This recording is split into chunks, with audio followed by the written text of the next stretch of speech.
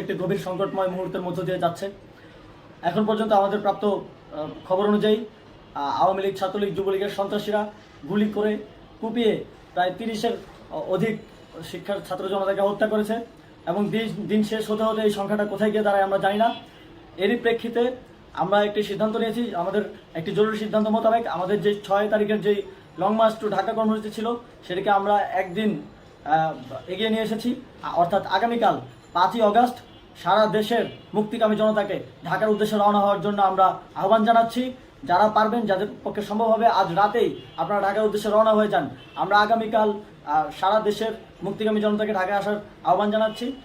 বিশেষ করে ঢাকার আশেপাশে যে জেলাগুলো আছে আপনারা দায়িত্ব নিয়ে মসজিদের মাইকে ঘোষণা দিয়ে যাদেরকে পাবেন সবাইকে নিয়ে ঢাকার উদ্দেশ্যে রওনা হন।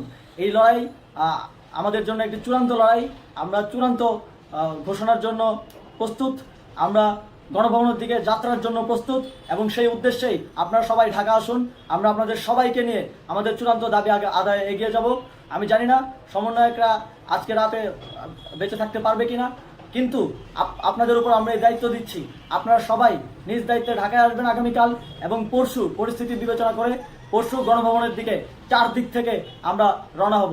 আমরা খুব আতঙ্কের সাথে লক্ষ্য করছি যে ছাত্রলীগ, যুবলীগ এবং আওয়ামী লীগের গুন্ডারা পুলিশের অস্ত্র দিয়ে পর্যন্ত সাধারণ জনগণের উপর হামলা করছে। কিন্তু একটি সুখের খবর হচ্ছে সারা দেশের বিভিন্ন স্থানে সেনাবাহিনী ছাত্র জনতার পক্ষে দাঁড়িয়েছে, আবার কিছু কিছু জায়গায় যেমন মিরপুর ও মোহাম্মদপুরে সেনাবাহিনী ছাত্র জনতার বিপক্ষে দাঁড়িয়ে গুলি চালাচ্ছে।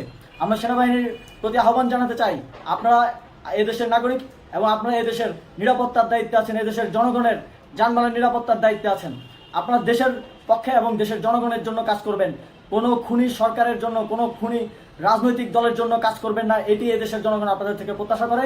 আমাদের এই আন্দোলনে সম্পূর্ণ সমর্থন দিয়ে হয় নিরপেক্ষ থাকুন অথবা এই খুনি বাহিনীকে, সরকারের খুনি বাহিনীকে প্রতিহত করুন, তাদেরকে যথাযথ শাস্তির আওতায় নিয়ে আসুন।